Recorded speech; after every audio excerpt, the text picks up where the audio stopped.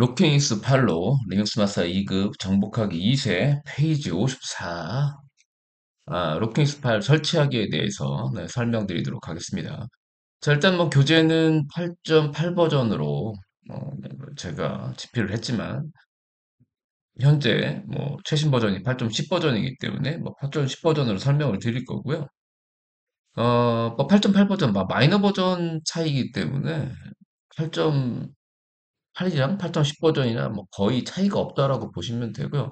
사실 뭐 설치 과정 같은 경우에는 지금 로키 9 버전, 로키닉스 9도 나왔고 9.6, 로키닉스 10.0 버전도 나왔는데 거의 뭐 대동소이합니다. 그래서 8 버전만 설치 잘하셔도 아마 9 버전, 10 버전 뭐 그렇게 어려움 없이 설치할 수 있으리라고 생각됩니다. 자, 일단 뭐 설명을 드리도록 하겠습니다. 일단 교재를 뭐 따로 설명드리기보다는 교재는 이제 다 펴놓으시고요. 뭐 로키 리눅스 8 계열 뭐 교재들, 로키닉스 8로 리눅스 마스터 1급 정복하기, 2급 정복하기, 로키닉스 8로 뭐 리눅스 핵심하기 전부 다 설치 과정 다 똑같기 때문에 뭐 어떤 교재를 사용하시더라도 어, 그 내용 참고는 뭐 가능한 영상으로 보시면 되고요. 설사 최근에 나온 뭐 로킹스 구로 링스 핵심 이야기라고 뭐 지금 제가 아직 9버전 설치 영상을 아직 못 찍었는데 혹시 그 올리기 전에 뭐 영상을 좀 참고하겠다 그러면 뭐 이 영상 보셔도 좀 충분히 하실 수 있으리라 생각됩니다. 직접 그냥 설명을 드리도록 하겠습니다. 제가 이제 이전 영상에서 지금 가상 머신에서 이제 그 IS 파일 붙이는 것까지 했었기 때문에 그냥 켜져 있는 상태에서 바로 이어서 하도록 하겠습니다. 자, 로케이스 8.12라고 나오고요. 메뉴가 이제 세 가지 메뉴가 나오고요. 뭐 탭 누르면 저 옵션을 선택할 수 있고 나오는데 일단 기본적으로 세 가지 메뉴가 있고요. 뭐 보시면 아시겠지만 두 개는 붙어 있고 하나는 떨어져 있는 거 보시면 이 두 개가 설치고 이거는 다른 목적이다라고 보시면 되는데 일단은 저 트러블 슈팅부터 한번 설명드릴게요. 트러블 슈팅이라는 게 원래 있는 시스템에 에러가 있을 때 들어가는 모드라고 보시면 되고요. 아, 뭐, 요 트러블 슈팅 같은 경우는 설치가 아니고, 설치된 시스템에 어떤 작업을 할 때, 물론 이제 메모리 테스트 같은 경우에는 뭐, 설치 전에도 하는 게 정석처럼 뭐 굳어져 있긴 하지만, 자, 일단 트러블 슈팅 같은 경우에는 기존에 이제 리눅스 로키닉스 8.10 버전을 설치하셨어요. 뭐, 운영 중에 어떤 문제가 발생할 때 들어가는 모드라고 보시면 되는데, 이거부터 한번 설명을 드리도록 하겠습니다. 자, 한번 선택을 해 들어가 보겠습니다. 지금은 이제 흰색으로 되어 있는데, 세 번째로 내리셔서 엔터를 쳐보겠습니다.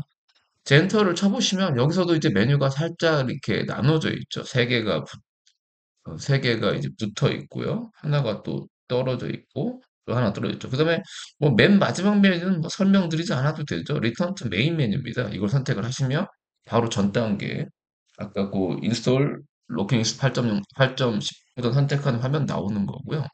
이거 떨어져 있는 얘기부터 설명드리겠습니다. 교재는 뭐 순서적으로 설명 나왔지만 부트 프롬 로컬 드라이브라고 나오죠. 이거는 뭐냐면 그냥 그 로컬 드라이브 지금 시스템에 붙어 있는 기존의 디스크에 있는 리눅스를 이렇게 부팅할 때 쓰는 거라고 보시면 돼요. 뭐 이거 같은 경우는 보통 이제 뭐 CD롬이나 이런 거 옛날에 CD롬 드라이브, DVD 이렇게 물리적으로 있던 시절에 자기도 모르게 넣는 거예요. 거기 그렇지 않게 이제 이렇게 부팅이 됐을 때 엔터를 치시면 다시 디스크에 있는 걸로 불러올 때 쓰는 겁니다. 그래서 뭐 이것도 이 부분은 뭐 효용성이 크다고 생각하지는 않고요. 자, 그 다음에, 러너 메모리 테스트. 요거부터 설명드릴게요. 러너 메모리 테스트는 뭐냐면, 요거는 말 그대로 물리적인 메모리를 테스트하는 겁니다. 엔터를 눌러도 이 지금 약간 버그로 튕겨나올 수도 있는데, 이거는 이 물리적인 램을 테스트하는 겁니다. 보통 이제 서버용 같은 경우에는, 요즘 나오는 리눅스는, 보통 메모리가 막 700기가, 800기가를 기본적으로 껴있는 시스템들이 많습니다. 그래서 그 하드웨어적으로, 물리적으로 이제 그 케이스를 열어보면, 메모리가 뭐 2, 30개가 쭉 붙어 있습니다. 그런 경우에 이제 물리적으로 램이 이상이 있으면 설치에다가 오류가 발생을 하거든요. 뭐 그럴 때 이제 사전에 점검하는 거라고 보시면 돼요. 근데 사실 지금처럼 저희 같이 뭐 이렇게 가상화 기반으로 하는 거, 가상 메모를 잡는 환경이라든지 게다가 뭐 4기가밖에 되지 않기 때문에 뭐 굳이 안 하셔도 됩니다. 일단 뭐 ES 키를 누르시면 이제 빠져나오기 때문에 빠져나오기 때문에 빠져 하시면 되겠습니다. 근데 이게 약간 오류가 있더라고요. 어떤 컴퓨터에서는 튕기더라고요. 죄송합니다. 이거 다시 다시 실행시켜야겠네. 이게 버젓박스 버그인 것 같기도 하고요. 그냥 하는 방법만 아시면 되니까요. 원래 ESC 누르면 빠져나와서 그 메인 화면으로 나가야 되거든요. 이게 뭐 보조박스 버그인지 아니면 뭐 제 시스템하고 안 만든 건지 모르겠는데 제가 뭐 강의하는 학교 한 군데도 테스트 한다고 켜보니까 예, 거기서는 아예 창에 오류가 나는 경우가 있더라고요. 그래서 일단은 방법만 설명드린 겁니다. 다시 한번 들어가 볼게요. 여기서 요 러너 메모리 테스트는 물리적으로 메모리 이상 유무를 체크하는 거라고 보시면 되고요. 자, 그다음에 이제 메뉴 두 개가 남았죠. 음. 자, 실제 이제 실무에서 중요한 거는 레스큐어 로킹 시스템이죠. 요걸 이제 들어가는 경우는 어떤 경우냐면 크게 뭐 두 가지 경우라고 저는 그 생각을 하거든요. 첫 번째 경우가 뭐냐면 자, 보통 이제 리눅스 같은 경우에는 관리자인 루트의 패스워드를 설정합니다. 무조건 설정하셔서 쓰는데 루트 패스워드를 잃어버리셨어요. 사실 뭐 루트 패스워드 잃어버리면 아직 뭐 거기까지는 설명을 뭐 드려도 이해하실지 모르겠지만 루트 패스워드 잃어버린 건 복구할 수 있습니다. 이 책 뒷부분에 보면 이제 그럽이라는 GRUB라는 부트 매니저 프로그램이 있습니다. 부팅을 이렇게 주도하는 프로그램인데 그 그럽을 통해서 루트 패스워드는 다시 내가 원하는 패스워드로 복구가 가능합니다. 그래서 그 얘기는 뭐냐면 아무나 누구나 손쉽게 그 루트 패스워드를 바꿀 수 있다는 거잖아요. 그래서 그 루트 패스워드를 바꾸지 못하게 하기 위해서 이 그룹 부트 매니저에 진입할 때, 그러니까 그 변경할 수 있는 환경으로 진입할 때 진입을 못하게 하기 위해서 패스워드를 설정합니다. 쉽게 말하면 루트 패스워드 설정하고 이제 보통 이제 그룹에도 패스워드 설정한다라는 거죠. 자, 근데 문제는 내가 루트 패스워드도 잊어버렸는데 그룹 패스워드도 잊어버렸다는 얘기입니다. 자, 그런 경우에는 이 레스큐 모드로 들어가셔서 이제 뭐 MNT, CC이미지 이런 게 부팅이 되거든요. 그걸 들어가셔서 설정 파일 가셔서 이제 암호가 설정된 부분을 이제 제거하시고 이제 부팅을 하게 되면 루트로 이제 그룹 패스워드가 이게 풀려 있기 때문에 변경이 가능한 상태로 있습니다. 루트 패스워드가. 뭐 그럴 때 들어가는 케이스가 있을 거고요. 그 다음에 두 번째 같은 경우는 이제 디스크 같은 거, 파일 시스템에 오류가 발생하면 디스크 오류로 부팅이 안 될 때, 아니면 뭐 특정 디렉토리가 날아갔을 때 부팅이 안 된다고 하게 되면, 이걸로 들어가면 이제 기존의 디스크 정보를 이제 마운트, 이제 볼 수가 있거든요. 그때 이제 유지 보수할 때 들어간다라고 보시면 되고요. 자, 그다음에 그첫 번째 요 맨 처음에 있는 거 인스톨 로킹스 8.10이죠? 인스톨 로킹스 A 포인트 10인 베이직 그래픽 모드 즉 요거는 뭐냐면 자, 기본적으로 이제 로킹뉴스가 그래픽한 모드로 설치합니다. 이 그래픽한 모드가 뭐냐면 그냥 마우스로 이렇게 선택하면서 하는 형태예요. 그래서 이 전 단계에서 엔터를 누르게 되면 어지간하면 호환 모드로 잡아주는데 못 올리는 경우가 있습니다. 자, 그러면 트러블팅 들어와서 여기를 선택해 보면 호환이 되는 걸 찾아서 해주기. 물론 이제 앞 단계에서도 최대한 호환을 해주는데 어, 여기서는 아예 처음부터 이제 최소한의 그래픽 모드로 그러니까 뭐 16컬러 이 정도만 지원되고 해상도도 좀 낮게 잡히는 겁니다. 사실 여기로 이 베이직 그래픽 모드로 들어가면 흑백에 가까운 뭐 컬러라고 생각을 하시면 돼요. 거의 뭐 색깔이 뭐 우리가 화려한 그런 색은 아니라고 보시면 돼요. 그냥 쉽게 말하면 단순하게 그냥 마우스로 이렇게 클릭해서 설치만 가능할 수 있는 환경만 만들어주는 예, 그런 모드라고 보시면 돼요. 그래서 그래픽 카드가 안 잡힌다거나 아니면 최신의 그래픽 카드에 이제 그런 오류가 있다라고 하게 되면 여기서 들어와서 엔터를 누르셔서 설치하시면 되고요. 저희는 일단 정석대로 가겠습니다. 리턴 투 메인 메뉴로 돌아가고요. 자, 결국은 이 둘 중에 하나를 선택하시는 건데, 이 위에 거나 아래 거나 상대적으로 같습니다. 다만 요게 하나 더 있는 거죠. 이 보시면, 요 테스트 디스 미디어라고 되어 있죠. 자, 이거는 뭐냐면, 예전에 이제 이 ISO 파일 같은 경우에는요, 어떻게 설치하냐면 이거를, 요게 이 ISO라는 게 CD롬이나 DVD를 이렇게 파일화해서 만든 이미지 파일이라고 보시면 돼요.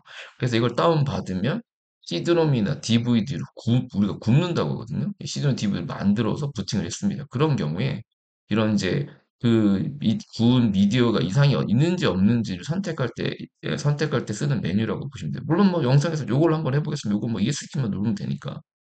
사실은 저희는 이게 그 실제 CD롬 DVD가 아니기 때문에 첫 번째 걸 하시는 게 맞아요. 요거 뭐 그냥 테스트 미디어 없는 거. 그렇지만 이것도 한번 보는 게 중요하겠죠. 요 단계가 하나 더 들어가는 거기 때문에 뭐 이걸로 한번 해보도록 하겠습니다. 그래서 일단 첫 번째 거는 안 하고 두 번째 거로 해봐서 첫 번째 거는 그냥 넘기도록 하겠습니다. 자, 일단 이 두 번째 거 한번 선택 한번 해볼게요. 화면 클릭하고 그렇죠? 저 흰색 자, 영상 잘 보이시면 모르겠는데 지금 제가 테스트 디스 미디어 앤 인스톨 로키 리눅스 810를 선택하겠습니다. 엔터. 자, 그럼 이제 부팅되고 이런 것들은 첫 번째 메뉴 선택한 거랑 동일합니다. 동일하고 이제 시드롬만 체크하는 뭐 그런 형태로 가시면 돼요. 그리고 지금 여기 요거 나오죠. 요거만 나오는 겁니다. 화면에 하단에 보시면 div SLJ로 되어 있고 지금 체킹하고 올라가는 게 좀 보이실 겁니다. 뭐 굳이 저는 할 필요가 없기 때문에 요거만 더 나온다고 생각하시면 돼요. 자, ES키 누르겠습니다. 자, 그러면 이제 취소를 하고 이제 설치하면 넘어가는 겁니다. 제가 오늘 뭐 이것저것 많이 작업하다 해서 그런가 조금 느린 것 같은 느낌이 조금 들긴 합니다. 기다리긴 뭐하니까. 이렇게 넘어갑니다. 지금 소리는 나는데, 한번 볼게요. 이거 일단 교재 그러면.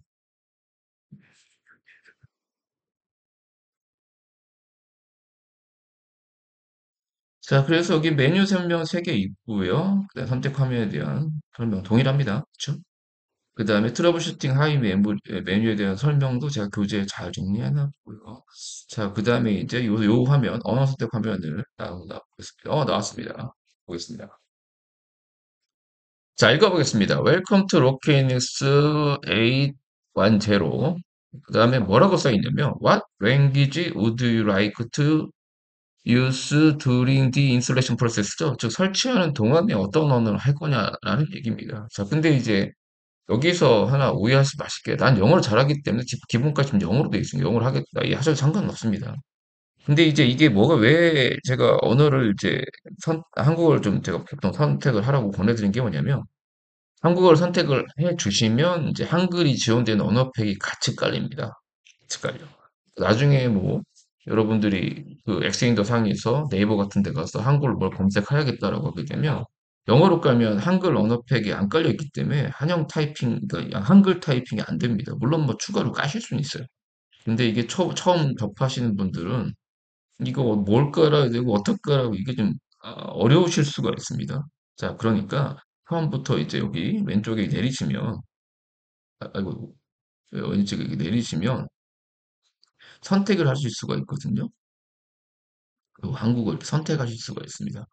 한국어, 코리안 이렇게 선택을 해주시면 어, 기본 메뉴들도 저희한테 아주 익숙한 한글을 접하실 수가 있고요. 그 다음에 언어팩도 기본적으로 깔리기 때문에 선택해 주시면 되고요. 또 한 가지 말씀드리면 이제 뭐 이 리눅스 같은 경우에는 윈도우랑 다르게 뭐 한글 윈도우, 영문 윈도우 뭐 이런 게 있는 게 아닙니다. 요 하나 가지고 전 세계 어플이 다 들어 있습니다. 전 세계 똑같이 배포되기 때문에 언어만 각국가에서 선택을 해주시면 국가에 맞는 언어만 추가로 설치되는 형태라고 보시면 되겠습니다. 어쨌든 한국어 선택해 주시고 예, 계속 진행 누르시면 되겠습니다.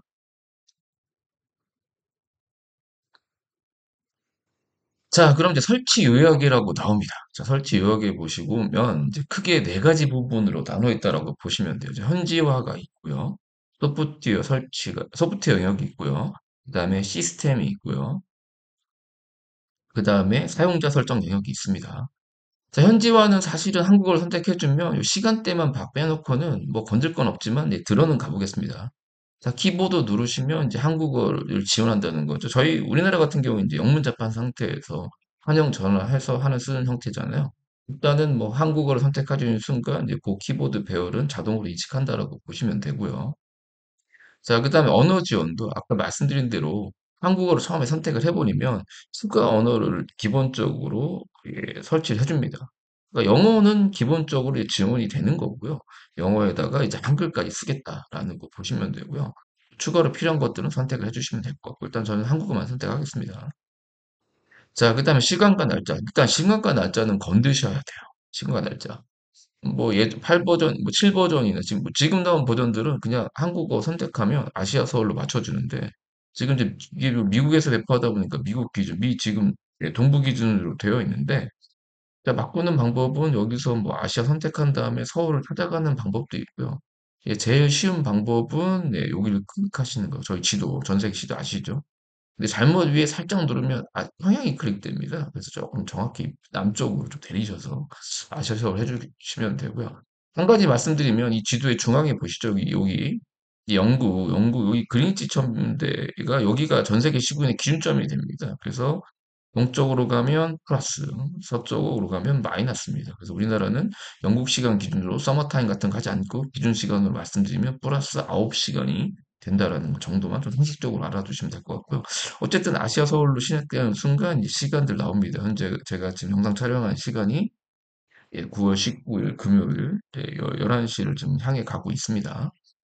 자, 그다음 위에 보시면 이제 뭐 네트워크 시간이라고 되어 있죠. 요거는 이제 그 다량의 서버를 운영하는 그 곳에서는 그 서버 간의 시간을 일치시키는 게 굉장히 중요한 경우가 있습니다. 예를 들어 뭐 게임이라는 게임 서버 이런 경우. 그러니까 그런 경우는 회사 내부에 NTP 서버라는 거를 만듭니다. 네트워크 타임 프로토콜 서버라고 해서 시간만 맞춰주는 역할, 계속적으로 동기화해주는 그런 서버를 설치를 하는데 그걸 운영해서 시간을 맞추는 경우에는 그 설정들을 누르셔서 맞춰주시면 되겠습니다. 저희는 일단 그냥 일반 시간을 쓸 거기 때문에 뭐 굳이 그것까지는 안 하셔도 되고요. 이제 완료 누르시면 되고요. 자, 그럼 현지화는 뭐 별 크게 설정할 거 없이 끝났다라고 보시면 되고요. 자, 그 다음에 설치 원천 설명드리겠습니다. 설치 원천 이렇게 누르시면 자, 일단 저희는 IS 이미지를 그러니까 깔지만 실질적인 거는 그냥 시드롬을 깐다라고 보시면 되고 시드롬은 보통 최근 리눅스에서 DV 그러니까 리눅스는 뭐 이전 영상 보시면 같이 모든 장치나 리눅스나 유닉스기를 포함해서요 모든 장치를 파일에서 관리하는데 시드롬 최근에는 DV 사타 시드롬을 인식을 하면 한 경우에는 슬래시 DV에 슬래시 SR0로 잡힙니다. 그러니까 쉽게 말하면 제가 자동감지 설치 미디어에 C드롬에서 데이터를 이제 그러니까 그 설치 이미지에 설치된 파일들을 읽어온다는 얘기고요.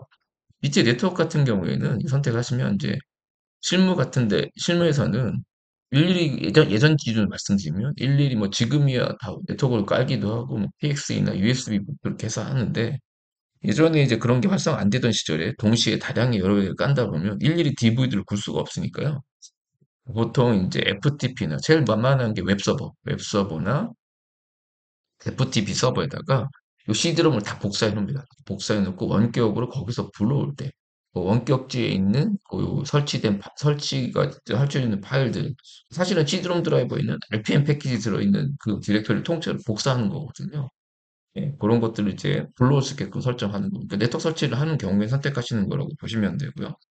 그 다음에 추가 저장소라는 게 나오죠. 리포지터리라고 부르는데 아마 뭐 DNF나 아직 이제 거기까지는 안 가셨을 텐데 설치한 이후에는 이제 DNF 예전 버전의 이런 명령을 가지고 이제 패키지들을 프로그램을 패키지한다고 보시면 됩니다. 설치할 수가 있는데 그 서버를 지정하는 겁니다. 기본적으로 앱스트림이라고 설정해 주는 경우는 이건 이제 로키뉴스에서 제공하는 저장소라고 보시면 돼요. 그냥 요것만 쓰셔도 뭐 업데이트나 패키지 설치나 제거 이게 뭐 원활히 된다라고 보시면 되고요.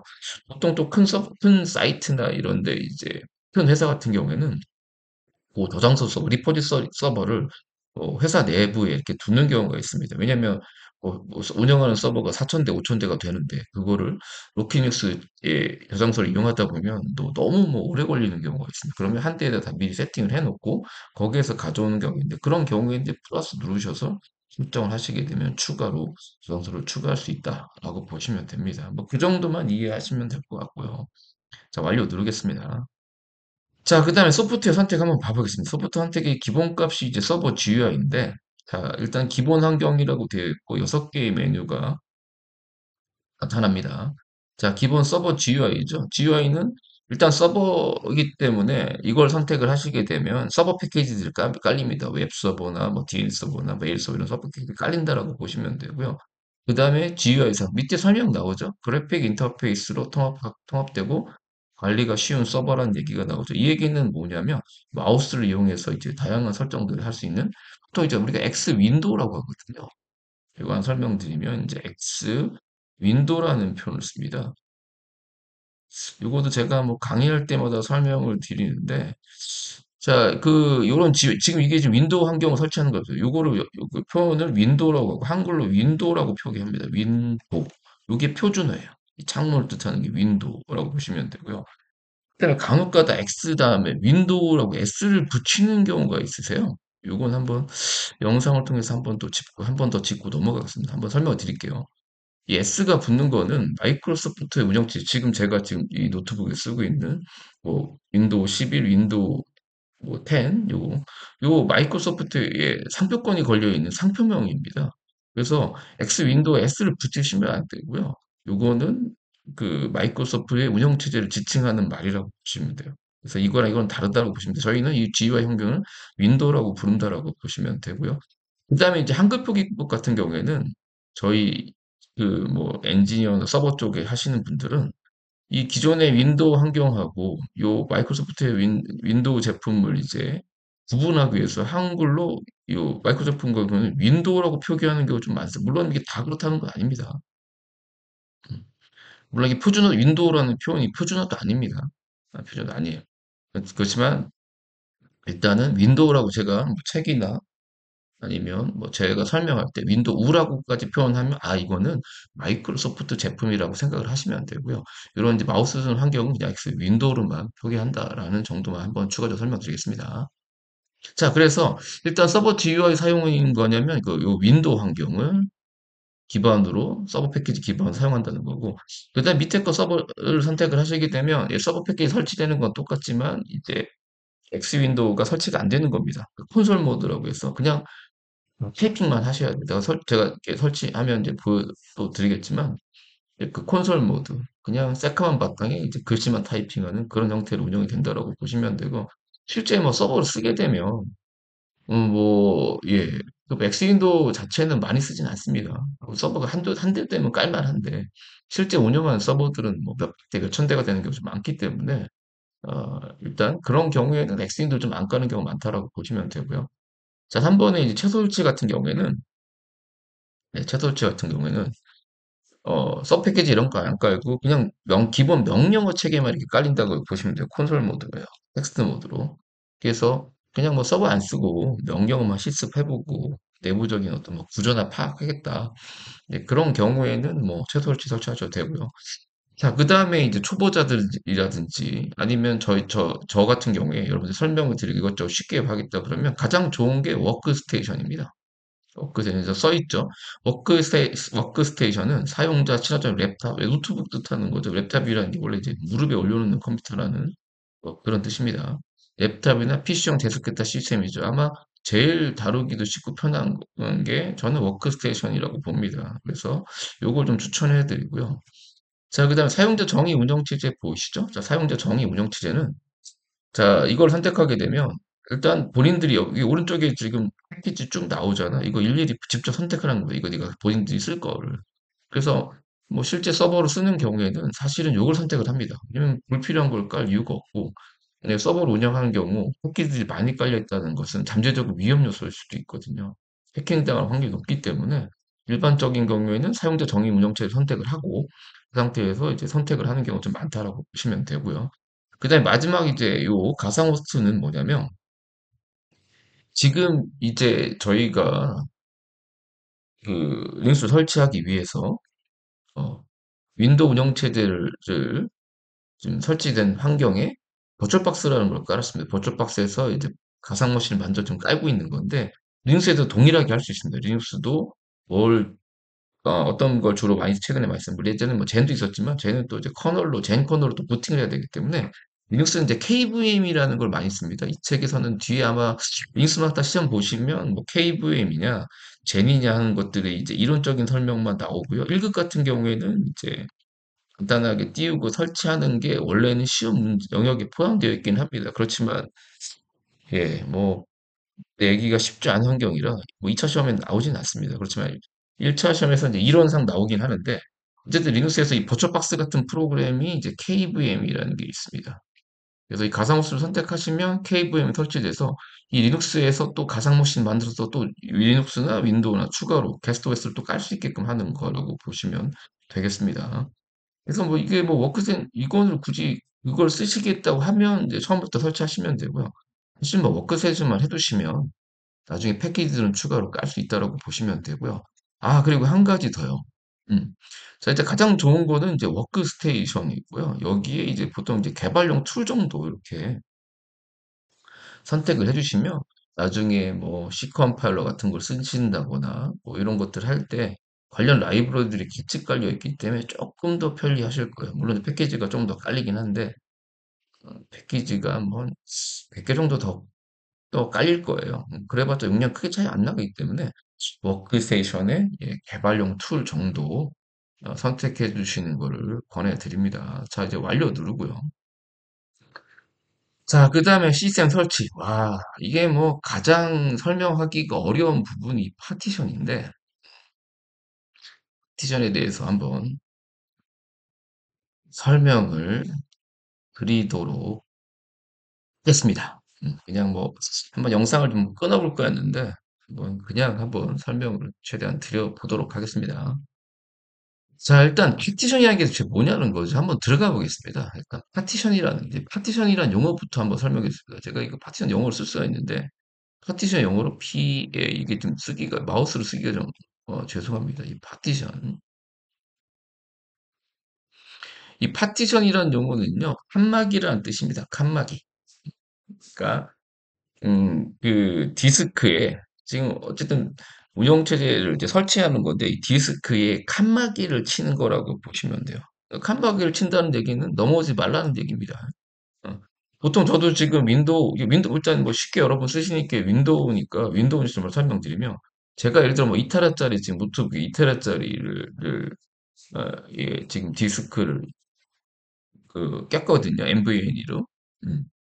자, 근데 이제 이 파티션이라는 건 뭐냐면 내가 2테라짜리 디스크를 말이야. 그냥 한 드라이브로, C 드라이브 윈도우 기준 설명드리면 C 드라이브 하나로 쓴다라고 하게 되면 이거는 실질적으로 파티션을 안 친 거라고 보시면 돼요. 그냥 한 공간을 다 쓰는 거라고 보시면 되고요.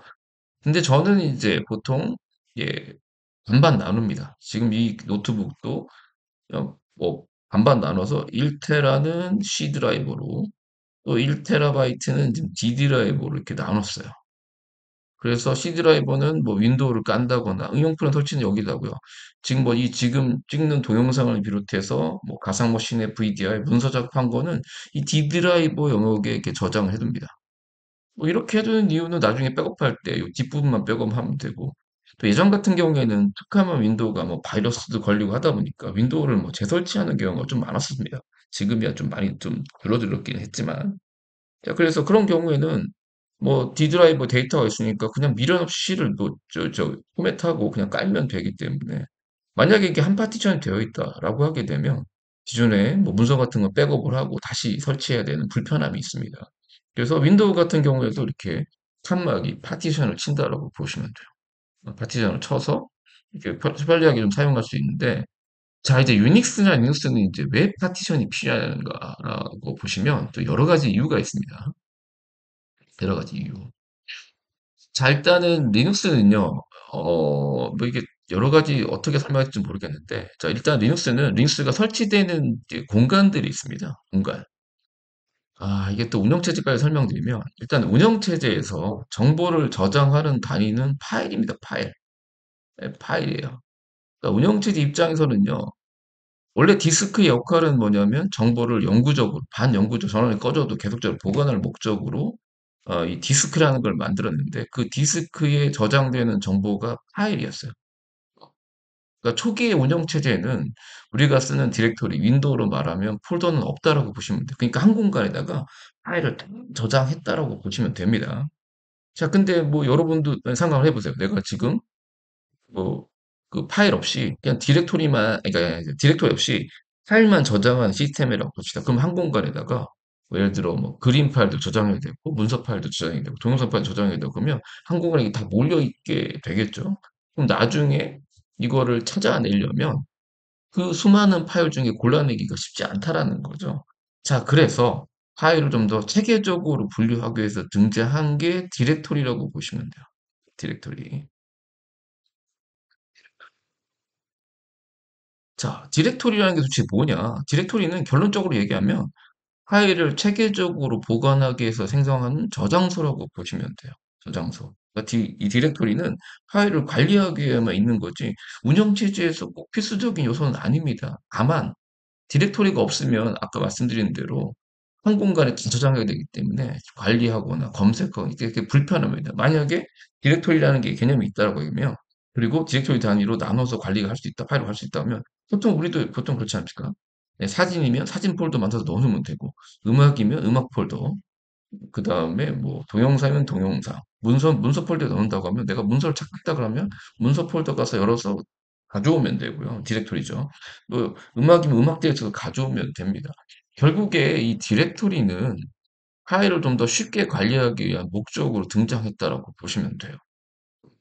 자, 근데 음, 문제는 뭐냐면 이 디렉토리가 파일을 관리하다 보니까 현재 운영체제에서요.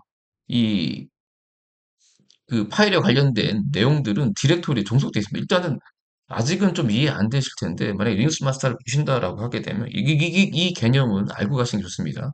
파일의 생성, 삭제는 디렉토리에 종속되어 있습니다. 그러니까 파일을 관리하는 장소가 디렉토리다 보니까 파일에 관련된 생사 여부는 디렉토리에 종속되어 있다고 보시면 돼요. 소유자랑 상관이 없습니다. 물론 소유자는 가능합니다. 근데 디렉토리에 다른 사용자가 만약에 권한이 있다. 그러면 다른 사람이 내 파일을 지울 수가 있습니다. 뭐 지금 아직 이해 안 될 텐데 혹시 나중에 시험 보실 때는 아,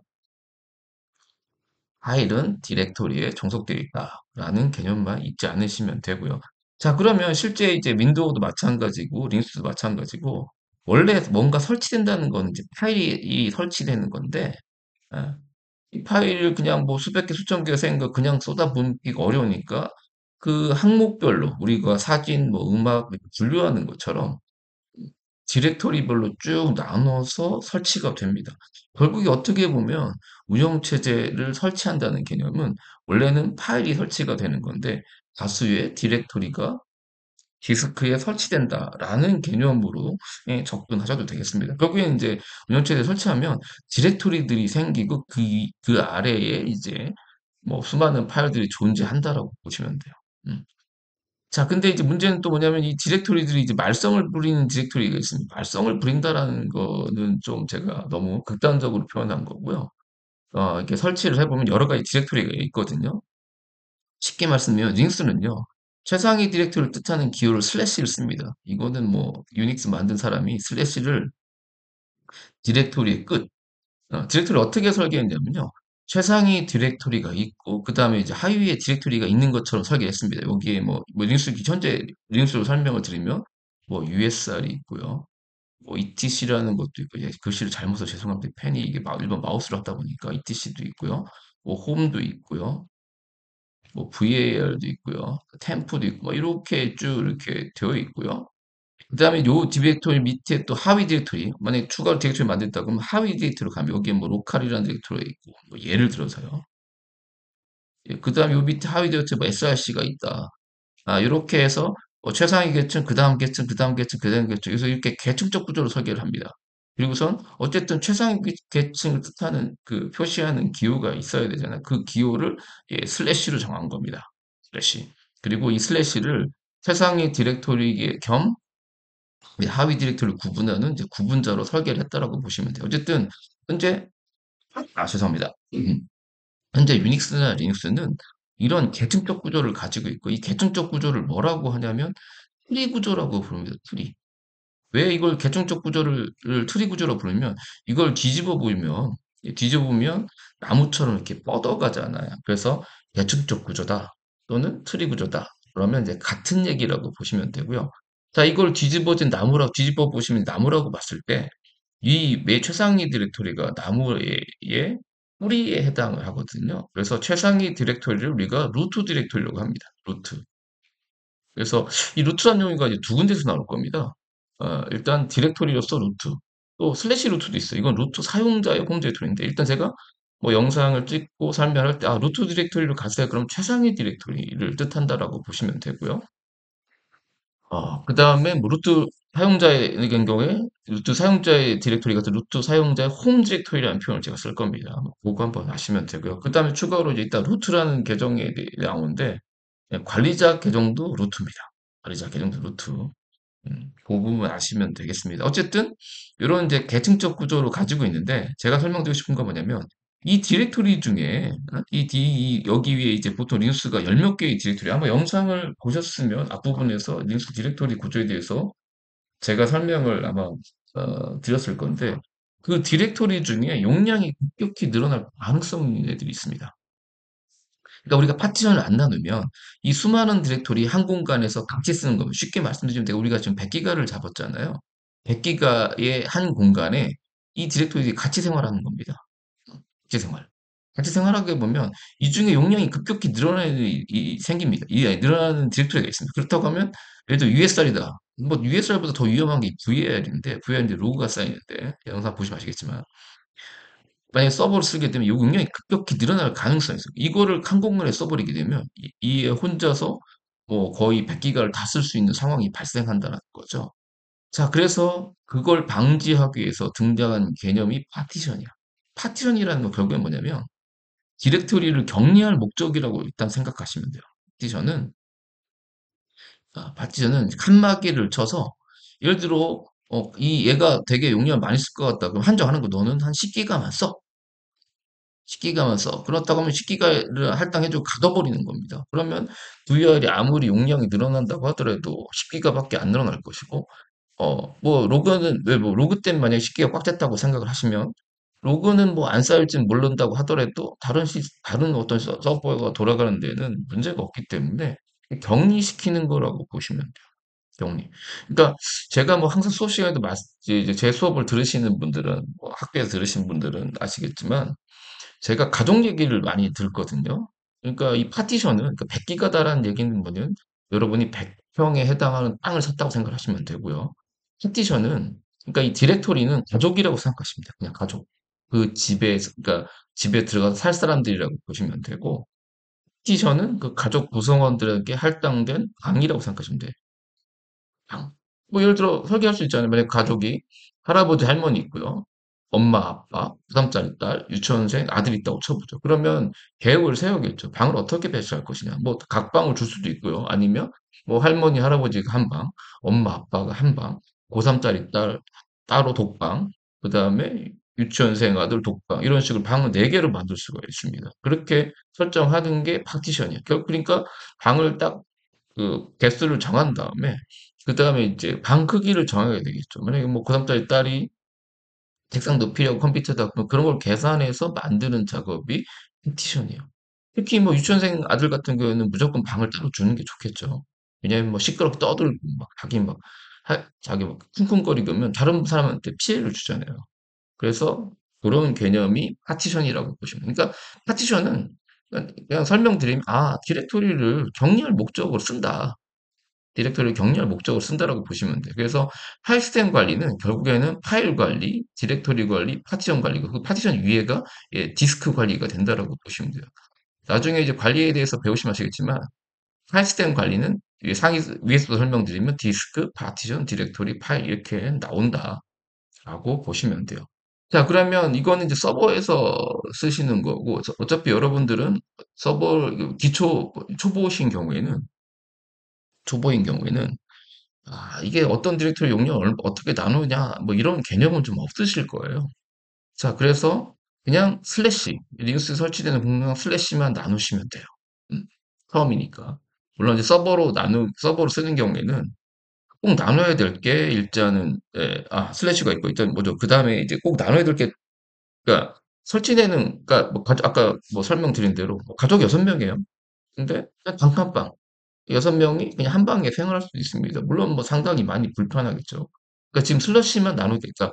슬러시를 지정하게 되면 그 모든 리눅스에 설치된 디렉토리를 그냥 한 방에 같이 한 영역에 같이 설치하겠다. 그런 의미라고 보시면 돼요. 즉, 한 방에 가족들이 한꺼번에 같이 생활하겠다라는 거 생각을 하시면 돼요. 그러니까 나중에 이제 잠재적으로 조금 불편함이나 문제점이 있을 수가 있겠죠. 그래서 사실 서버에서는 좀 나눠주셔야 됩니다.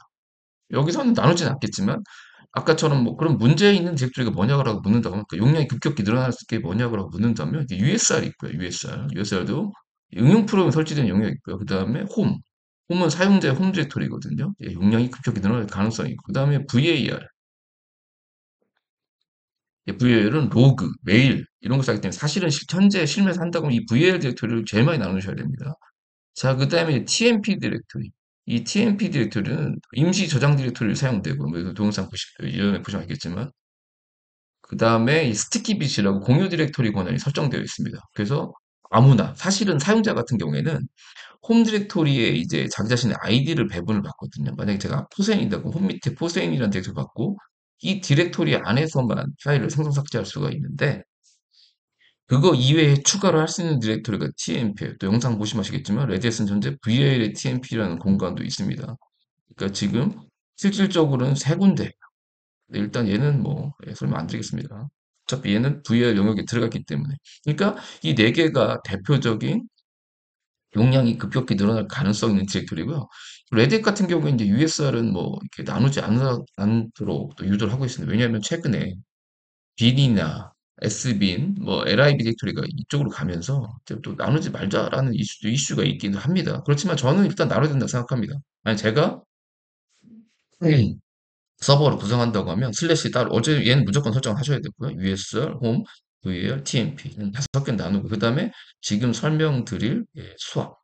수압은 이제 의무적으로 나눠야 될 공간이라고 보시면. 그러니까 아까 말씀대로 얘네들을 안 나눴다라고 하기 때문에 이거는 슬러시로 지정된 공간에 같이 들어간다라고 보시면 됩니다. 자, 그래서 어 일단은 이제 관건은 뭐 저희는 이제 지금 이 영상을 보신 분 이제 대부분 기초 과정이라고 생각을 하고 설명을 드리면 일단 요거는 좀 뭐 무시하세요. 이거는 일단 나중에 조금 몇 번 익숙해지고 리눅스 좀 사용해 보시면서 이제 이런 걸 좀 나눠야겠다. 사실 용량도 이게 딱 얼마라고 좀 설명되게 곤란합니다. 이건 본인들이 사용해 보고 설계를 하셔야 되는데 뭐 어떻게 USR 같은 경우는 이제 응용 프로그램이 설치되는 거기 때문에 어떻게 쓸 것이냐에 따라 달라집니다. 만약에 뭐 기본 이 로킹스 파일 같은 거 설치하면 대략적으로 한 8기가 정도 설치가 되는데 USR이 한 6기가 정도 차지합니다. 6기가. 그다음에 홈 같은 경우에는 서버의 사용자가 몇 명이냐? 10명이다. 근데 만약에 1인당 1기가씩 할당이다. 그럼 10기가를 할당하시는 거예요. 홈 같은 경우에는 서버가 몇 명 있고 1인당 얼마씩 용량을 줄 거에 따라 이제 설계를 하시는 거고요. 근데 VR 같은 경우는 VR은 정말 많이 나누셔야 됩니다. 서버를 쓰면 내가 뭐 한 서버에 메일, 웹 이런 거 다시 서버 한다 그러면 굉장히 많이 나셔야 영역입니다. 뭐 보통 뭐 저 같은 경우는 뭐 디스크의 절반은 할당할 것 같습니다.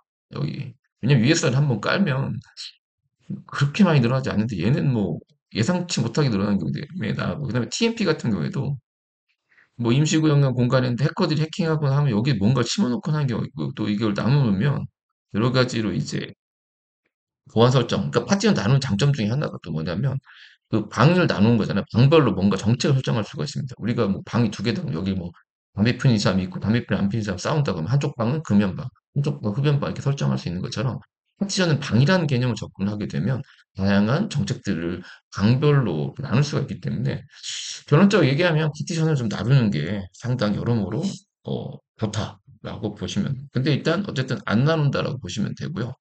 자, 근데 이제 그러면 설수시만 하면 깔리면 되지 않냐? 근데 안 됩니다. 왜냐면 요 수압이라는 영역을 나눠줘야 이게 또 깔립니다. 자, 일단 수압이라는 건 도대체 뭐냐라는 거죠. 이 수압이라는 뜻이 뭐냐면, 수압이라는 뜻은 교환하다라는 뜻입니다. 교환. 처음에 이제 제가 CPU, 램, 하드디스크 역할에 대해 설명을 드렸는데, 일단 이 수압은 물리적인 램하고 좀 연관이 있습니다. 램. 쉽게 말씀하면 램이 뭐 1기가다. 라고 하게 되면, 음, 그러니까 우리 그 윈도우로 말씀을 드리면, 뭐 기존 영상 보시면 아시겠지만, 램이 1기가다는 얘기는 뭐냐면, 1기가만큼의 응용 프로그램을 동시에 실행할 수 있다는 얘기입니다. 만약 내가 지금 뭐 한글을 띄웠다. 뭐 이제 근데 한글을 쓰고 있어요. 한글을 쓰고 있으면, 뭐 예를 좀 들어보죠. 그냥 좀 극단적으로 예를 들어볼게요. 제가 지금 윈도우에 램이 1기가밖에 안 남았고요. 제가 한글 프로그램을 실행했어요. 한글이 뭐 예를 들어 뭐 300메가라고 합시다. 예, 그러면 실행을 하는 순간 그 작업들이 램에 올라오는 겁니다. 램이 이제 300메가를 차지하고 있겠죠. 300방 해볼게요. 자, 그 다음에 한글이 띄워져 있는 상태에서 제가 만약에 파워포인트, 그냥 PPT라고 하겠습니다. 파워포인트를 실행했어요. 파워포인트가 뭐 200메가 합시다. 그냥 극단적으로 예를 드는 겁니다. 그럼 200메가를 차지하고 있겠죠. 자, 그 다음에 제가 자, 한글 떠 있고 PPT 떠 있는데 MS 워드를 실행하고 싶어요. MS 워드도 한번 실행해 볼게요. MS 더블만 할게요. MS 워드는 뭐 한 400메가라고 하시죠. 400, 아이고 죄송합니다. 400메가.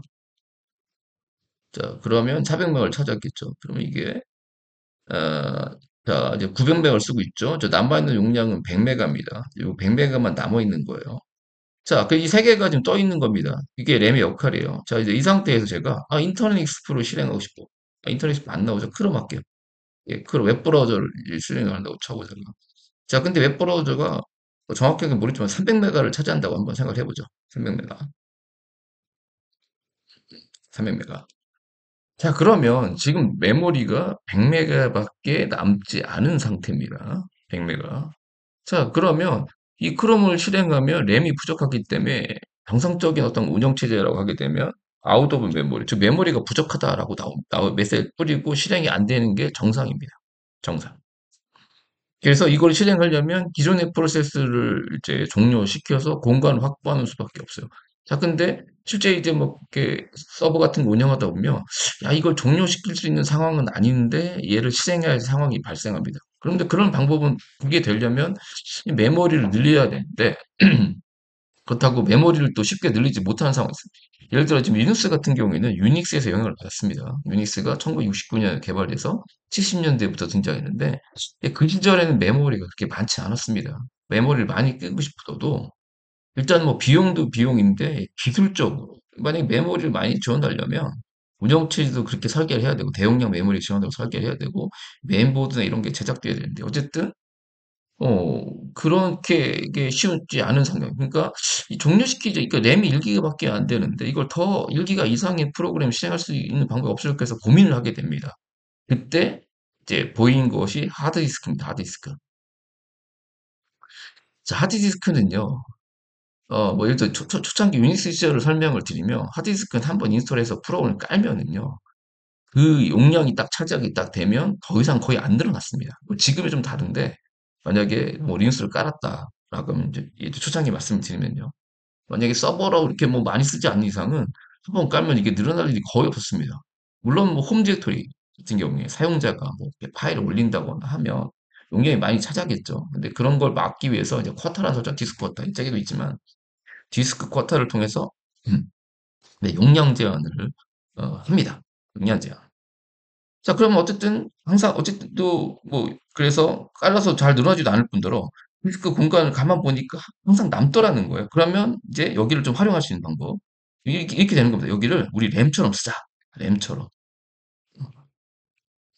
그리고 여기는 파일을 저장한 데가 아니고 램처럼 쓰는 공간이라고 선언을 해버립니다. 그래서 만약에 1기가를 할당을 해봤다고 쳐보죠. 1기가. 어. 자, 그러면 공간이 이제 메모리를 늘리는 겁니다. 그래서 사실은 운영체제에서는 유닉스에서는 이 공간을 이제 수압이라고 부릅니다. 수압. 그렇지만 리눅스에서 그 운영체제 학에서 봤을 때 여기를 버추얼 메모리, VM이라고 할게요. 뭐 가상무실 헷갈릴 수도 있는데 버추얼 메모리라고 합니다. 원래 이제 메모리는 램을 뜻하는 거거든요. 그럼 여기 1기가를 선언하면 자, 이런 식이 된다는 거예요. 그러니까 크롬이 올라오려면 메모리가 부족을 하죠. 그러면 일시적으로 여기 있는 놈 중에 하나를 내리는 겁니다. 뭐 예를 들어 한글을 내리다. 이렇게 가장 먼저 시험 내린다. 그럼 300메가 B죠. 그러면 크롬이 이때 그 빈 공간에 올라온 형태대로 되는 거고 만약에 내려가 있는 한글이 필요하다 그러면 역시 뭐 다른 녀석을 내리고 올라오는 그런 형태로 해서 프로세스 실행적인 프로그램 프로세스라고 해요. 프로세스를 종료하지 않고도 이렇게 실행이 가능하도록 하도록 만든 영역이 수압이에요. 그러니까 결론적으로 수압이 뭐냐면요. 수압은 하드디스크 일부를 램처럼 사용하는 공간을 말하고요. 수압의 역할은 뭐냐면 내가 가지고 있는 물리적인 램 이상의 프로그램, 프로세스를 실행할 목적으로 사용이 된다라고 보시면 돼요. 자, 그래서 부족한 메모리를 커버할 수 있기 때문에 초창기 유닉스부터는 거의 설정을 하도록 권장을 했고요. 유닉스 시절에는 뭐 거의 디스크의 10% 정도를 수압으로 나눴다라고 보시면 돼요. 리눅스 같은 경우에는 이제 수압을 이제 뭐 2배부터 설정하는데 그거는 이제 제가 또 설명을 드리겠습니다. 결론은 뭐다? 지금의 운영체제 자 정리 한번 빠르게 또 설명드리겠습니다. 지금의 리눅스 설치할 때는요. 반드시 두 개를 나눠야 돼. 그러니까 이렇게 아까 제가 파티션을 그 사람들이 사용하는 방이라고 말씀드렸잖아요. 수압은 이렇게 생각하세요. 화장지라 생각하시면 돼요. 이게 법으로 정한 거예요. 로 예, 집을 질 때 뭐 방의 개수는 뭐 한 개를 하든 제한이 없는데 화장실을 만들어라 라고 이렇게 한 거랑 똑같다고 보시면 돼요. 결론적으로 현재 레드 계열이나 대부분의 운영체에서는 수압을 임의적으로 이렇게 반드시 설정하도록 해놨어. 레드 같은 경우에도 중간에 수압 없어도 설치가 되는 경우가 있었는데 지금 뭐 그 수압을 생성을 해 둬야 된다라고 보시면 되고요. 그럼 결론적으로 얘기하면 뉴스가 설치되어 있는 공간, 그 다음에 수압, 요 두 개를 반드시 분할을 해 주셔야 설치가 된다고 보시면 되겠습니다.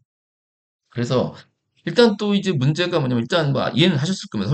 이제 수압은 램의 부족한 램을 또 커버하기 위해서 사용한 거라고 보시면 되고요.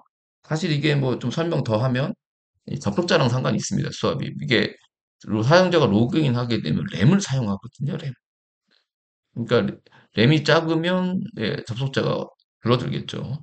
그래서 수압을 사용하면 뭐 내가 가지고 있는 램 이상의 프로세스가 시행 가능하기 때문에 더 많은 사용자를 받을 수 있는 상태로 만들어 주는 겁니다. 물론 속도는 좀 늦어지긴 하겠지만. 자, 그래서 자, 그럼 정리하겠습니다. 결론이 뭐냐? 자, 파티션. 자, 원래는 실무에서는 이 리눅스가 설치되는 공간도 체계적으로 몇 개를 더 나눠야 되는데, 일단 저희는 처음이기 때문에 안 나눈다라는 거고요.